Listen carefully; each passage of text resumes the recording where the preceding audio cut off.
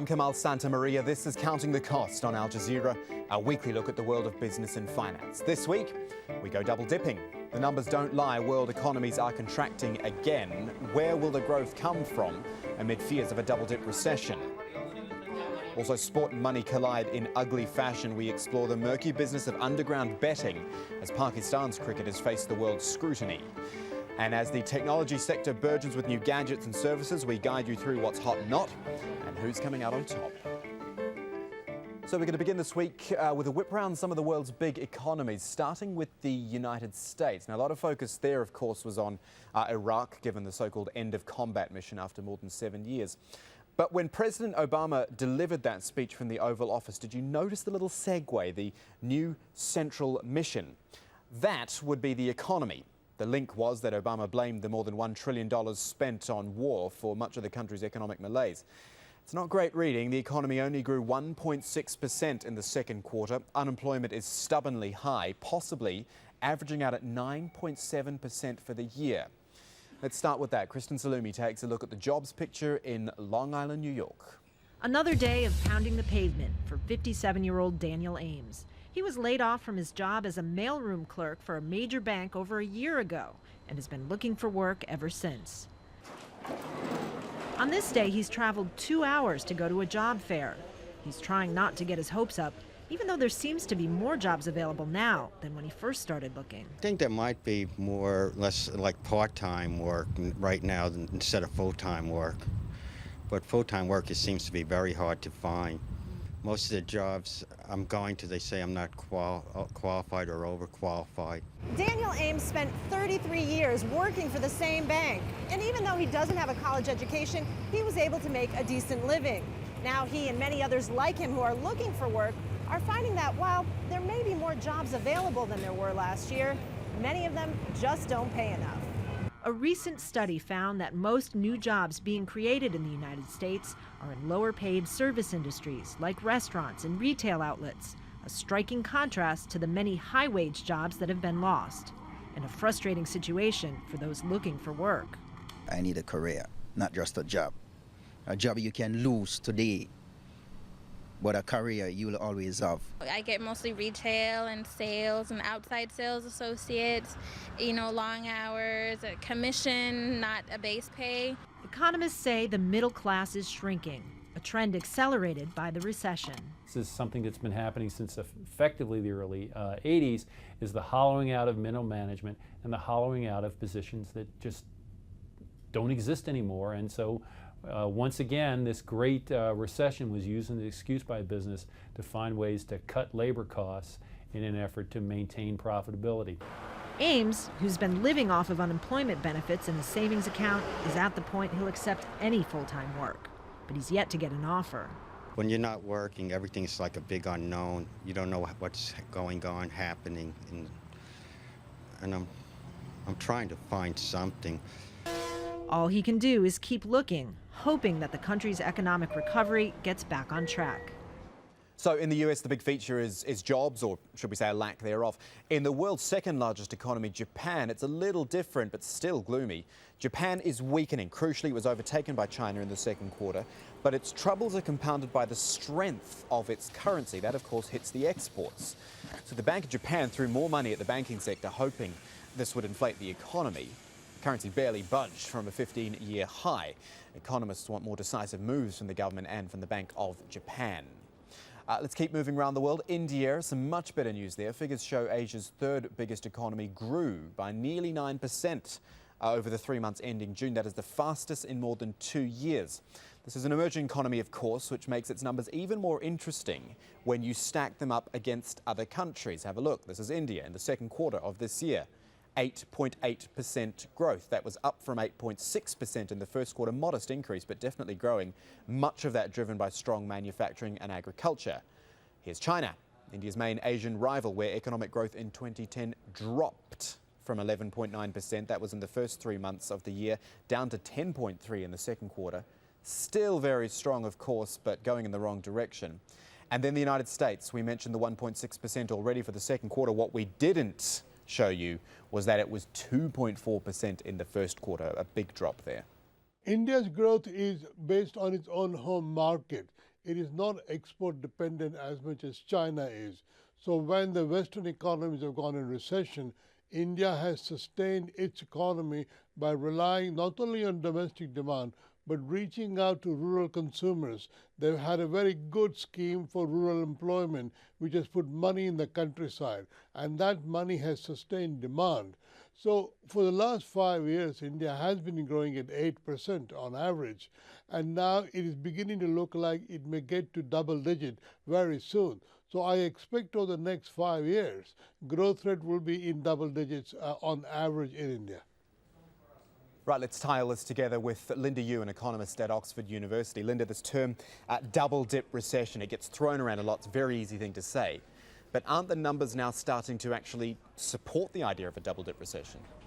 I think the probability has increased because some of the latest numbers out of the United States in particular are very weak. So what it's picking up is that the U.S. has managed to recover from the recession, but the natural rebound from, say, the inventory cycle as firms restock and as the fiscal stimulus boosted some spending, as those things fade, underlying consumption growth, which has to be the main engine, just doesn't seem like it's there. And then when you look at places like Europe, one of the causes, and in fact, probably the biggest cause of a double-dip recession is if government tighten too quickly. So they cut public spending or central banks raise interest rates. And both of those things could cause a severe downturn in very weak economies in Europe. So I think taken together, this is why everyone's talking about a double-dip recession. I'm not sure that will happen. I think what's more likely to happen is we'll have a period of very weak growth, and perhaps some quarters the growth rate could dip ever so slightly into the negative territory, but I don't think we're in for a second serious recession like in the Great Depression. But are we going to, pardon the phrase, dip back then into the argument of, this picks up on a point you made just there, the idea of austerity versus stimulus, those economies who want to cut back and those who've decided that spending their way out of trouble is the way to go? Yeah, this is an ongoing one, and I don't think there's going to be any conclusion in sight. It's very clear the Americans want to continue to stimulate the economy, but the political support for that has disappeared. So the Obama administration can't get past even very small measures because the wider public and the Republicans in Congress believe it'll just add to the national debt. And a very similar debate is happening in Europe, but the outcome and the assessment is the opposite, whereas Europeans believe that they have to cut back on public spending, that stimulus is just not feasible because the cost of borrowing, so that is the yields on government debt, are going up because markets are worried about the stock of debt being held by European governments, especially if you look at the weak ones like Greece and Portugal and others. So in Europe, they're certainly going down the austerity route, and there's no real indication that they think it'll cause a double-dip recession. In fact, they think it's the opposite. By getting their fiscal house in order, they can lower the cost of borrowing and support growth. The Americans feel otherwise, but because there's no support for fiscal stimulus, I think the outcome is actually going to be the same. All right, then we've looked, Linda, so far at the US and Europe most. We want to switch to Asia, which does seem to be a different story. Two countries in particular, India and China. India, it's growing, small improvement in growth, but definitely moving forward. And China, which of course still has huge growth, but without a doubt is going backwards. Yes, I think India's latest GDP figure was really impressive. 8.8% growth in the second quarter. But there were some problems with the measurement of it. And I think India was really benefiting from agricultural exports. But you also see a downside of that in that global prices have gone up on things like wheat and barley, and this has contributed to really high rates of inflation in India. So India does look better than it had, because a few years ago India was only really growing at about 6%, and it's weathered the recession well. But I think looking ahead, there's quite a lot of volatility in the Indian growth picture. China also weathered the crisis well, but they overdid it. They overstimulated the economy during the global recession. The government unleashed too much credit and stimulus into the economy. So there was a real danger of overheating. They've clamped down on all this lending, and they're trying to ward off an asset bubble in things like housing, which is why Chinese growth will also slow towards the second half of this year. But unlike the case for the West, this is a planned slowdown because the Chinese can't sustain a growth rate of, say, 11%, which is what they grew at in the first half of this year. Their really more sustainable growth rate is 8 to 9%. So we should expect slowing. But the latest manufacturer figures in August suggest that it's a good moderated slowdown because manufacturing activity is still very positive. Linda Yu, thank you for your time. When Counting the Cost returns, we get a little fruity with news of BlackBerries, Apples and the rest of the technology sector, plus the business behind the big headline in the world of cricket, corruption, betting, spot fixing. It's all coming up in a moment.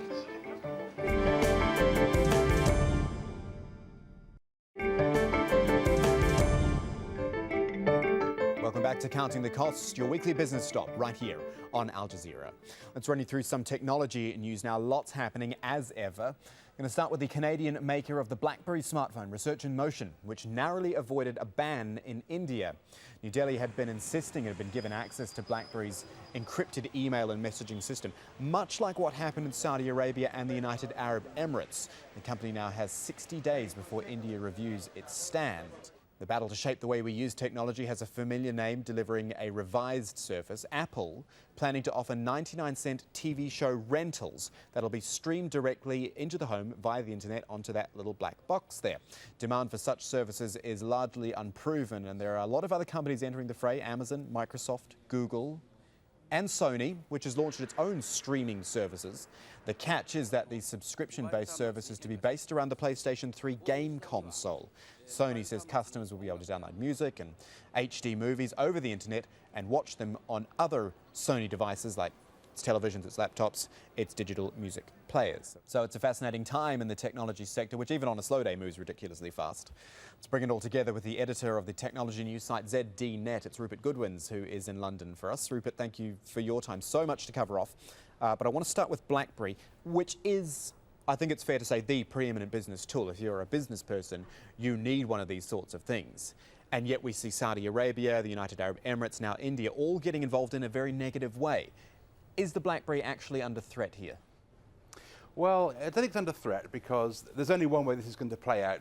BlackBerry have to capitulate to the governments that want access to the data, or they lose the markets. So they're going to do that. Now, this doesn't kill BlackBerry, it just removes that advantage they have at the moment over the rest of the market. So it's not good for them, but I don't think it's that damaging either. Yeah, but what if we were to flip it around and look at, the other way, the perspective of the countries who are, as you say, forcing Research in Motion to capitulate? Do they know what they're doing here? The way I see it, the potential for backlash is huge. A business person who potentially can't use their BlackBerry in one of these countries, that's starting to play with fire, really. It is. I think these are countries where the security services have quite a lot of say over policy. So that, these are demands made by the people who monitor the stuff, and they're not really filtered by the people who understand business and understand the commercial environment. So it is very damaging to those countries. And the reason they do it, which is to ostensibly to monitor criminal elements and terrorists who are using BlackBerries, that won't do much good, because as soon as anyone who's using a BlackBerry for no good knows that the BlackBerry is being monitored, there are plenty of alternatives they can do. So that the business people suffer, and the people that these measures are aimed at just shift slightly. So it's a bit self-defeating. Okay, let's switch focus. If you haven't got a BlackBerry, chances are you're a mug like me. You've got an iPhone or any other selected Apple paraphernalia surrounding you. Just released new iPods again. They seem to do that every year. Apple TV, though, is another thing. Downloading TV straight to the screen, and then there's Google TV, and then there's Sony PlayStation TV. I mean, is this the start of real change we're seeing in the way we just watch regular old television? Oh, that change has already happened. What's happened is that lots and lots of people watch television on their laptops, either in places where they can get a hold of stuff legally, because in places like the UK, where the BBC provides all its services free of charge to laptops, or when you can't do that, they download the stuff from BitTorrent, and watch things when they want to watch them anyway. And what people like Sony and Apple and even Amazon are doing and trying to set up these stream television services is to regularize what's happening de facto, and so doing corner a big chunk of the market. Can it really work, do you think, this whole idea? I mean, if something's going to be downloaded, a television show is going to be downloaded onto one of these devices, it means it had to have been broadcast once already somewhere, and if I could have watched it for free on television, then I probably would have. That's true, but that only works in a certain country. What you find is lots of people are now watching television internationally, whereas they couldn't do before. They're catching up with shows which aren't being broadcast locally or broadcast at different times and so on. They're removing all the barriers that have been set in place by the television world in order to watch television when they want to. Now, all these streamed services, until they get close to providing that sort of service, aren't going to do too well, because the illegal but effectively universal way of doing it is so much better. And in particular, if you look at the way that Apple are doing it, they'll only do this for Apple products. Sony's system will only work to Sony products. They're all trying to corral people into closed areas, to force them to keep on buying the same kit. And people don't want to do that. And while these companies are pursuing that particular path, they won't be successful. They might be a bit successful, but they won't achieve the sort of universal success that they need to do. Just finally, give me a big tip, Rupert. We've talked about the big names here, the Apples, the Sonys, the Nokias of this world. What, in your opinion, is the one to watch for? Something, a company or a product that we should really keep our eye out for? Well, I think most of the interesting stuff is going on in Google at the moment. I'm not saying an easy thing to say, but when you look at the fact they're now the only sensible competitor, to the iPhone in terms of smartphone stakes. They've beaten Microsoft at their own game. They've got a load of new things coming out which are really exciting, things like automatic translation services on your phone. So if you're wandering around the world, you can talk to somebody in their own language with no effort. There's lots and lots of things that are building into an almost unstoppable force of digitising our entire lives. And because Google are very open about it, they don't care how you do it as long as you're online. They've got the best, most open strategy to really take over. Yeah, and of course they're not evil, or so they tell us. Rupert Goodwin there in London, thank you so much for your time. Pleasure. Now, you can't have missed the headlines even if you still don't understand what a no ball is and why it's such a big deal. We're talking cricket, of course. Pakistan's cricket team and the allegation that some of its players were engaged in a betting conspiracy. Short story is that a British tabloid newspaper paid a middleman $230,000 to fix certain events in a game against England. Not things which would necessarily influence the outcome, but could unfairly make someone a lot of money. The long story, though, is much more involved. Joe Gazarovska's at the wall for us with more on the business of betting. Well, Kamal, for something which is supposedly about unknown results, people certainly put a lot of money into the gambling business. Just take a look at these numbers. This year, the global market is forecast to hit $284 billion. Just as a matter of interest, punters have lost $53 billion to the bookmakers. Asia's appetite has been well documented and is growing fast. This year, it'll climb to more than $100 billion. That's for the first time. And the global internet market could rise to $130 billion. The illicit market, however, is harder to quantify, but the rewards for sportsmen and women can be huge. Players can expect bribes of between $6,000 up to $500,000. That's an awful lot of money. Well, what's interesting here in the kind of betting that was going on, rather than fix a whole match, which would be impossible to achieve without the collusion of almost all the team members, the players were asked to take part in what is called spot fixing. That can range from the coin toss to the number of players with sunglasses on. In this case, the players were asked to bowl a no ball. In cricket, that means the player oversteps the mark. This kind of betting is available on some internet betting sites, but mostly it's undertaken by syndicates in Asia, across cities like Lahore, Karachi, New Delhi, Mumbai, Bangkok, all the way down to Kuala Lumpur. So in the end, Kamal, while the official numbers are big, perhaps it's all about what we can't see in the betting world, which is making it such a murky but lucrative business. It certainly is, Joe. Thank you for that. And we're going to discuss this further now with the CEO of Global Betting Gaming Consultants. It's Warwick Bartlett, who's in Birmingham. Warwick, thank you for your time. I don't know if you're a cricket fan yourself, but I certainly am. I was, of course, dismayed by the news of this betting scam, but not terribly surprised, because this is a huge business, underground, illegal gambling. Well, it is a problem for Pakistan because gambling, as you know, is illegal, and therefore you have illicit bookmakers operating there. So if you have criminals that wish to affect the result of the game, and the bookmakers are at the brunt end of it, they have to pay out on the result. The bookmakers are hardly inclined to call up the police or call up the cricket authorities and say the game hasn't been played properly, because they would be arrested themselves. And this is one of the problems. Gambling in Pakistan is rife, it's illegal. There is illegal sports betting and there is illegal betting on lotteries. So is there any possible way to get control or at least some monitoring of this underground betting system?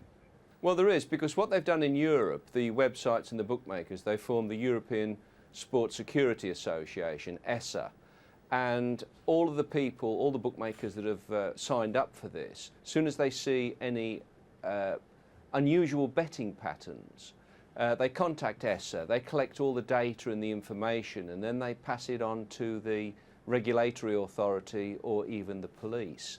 And therefore, it's stamped out pretty much all of the untoward betting and corruption that could possibly take place, because everybody has been alerted to it. And that is the kind of system that you need to operate to stop this. But the problem is that you have to have legalised betting for it to operate. Let me throw one more idea at you, Warwick, a related idea. The idea of betting companies, particularly these online ones which are becoming so big, being involved in sponsorship of sport. Now, the name that comes to mind, I'm not great with football, but I think it's bwin, which sponsors some major European football teams. Is this sort of thing crossing the line a bit?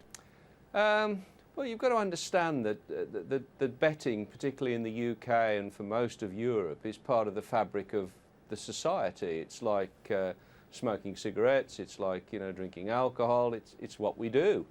And therefore, the government, a long time ago, decided that it shouldn't criminalise ordinary people's behaviour, so it made betting legal, taxed it. It contributes to good causes, the lotteries do. There is a bit of a symbiotic relationship between sponsorship on the part of bookmakers of, say, soccer clubs, and you rightly mentioned bwin sponsor Real Madrid and Inter Milan, which are both huge clubs. And by posting odds on their website for these two clubs, they in actual fact are promoting the game, they're promoting the sport, they're creating interest in it. That's Warwick Bartlett talking sports betting with us. Warwick, thank you. And just before we go, a quick look at our new look website. Head to aljazeera.net/English as usual. Now you can click on the business tab at the top. It'll point you in the direction of the CTC page. The weekly blog goes up there, in the process of bringing back some of our regular features on the old page too. Still tweeting away as well. That hasn't changed. At AJ Counting Cost is the name to look for. Send me your thoughts. I'll send you mine. Nice, easy way to keep in touch with the show. But that is it for this edition of Counting the Cost. I'm Kamal Santamaria from the whole team. Thanks for joining us. See you next time.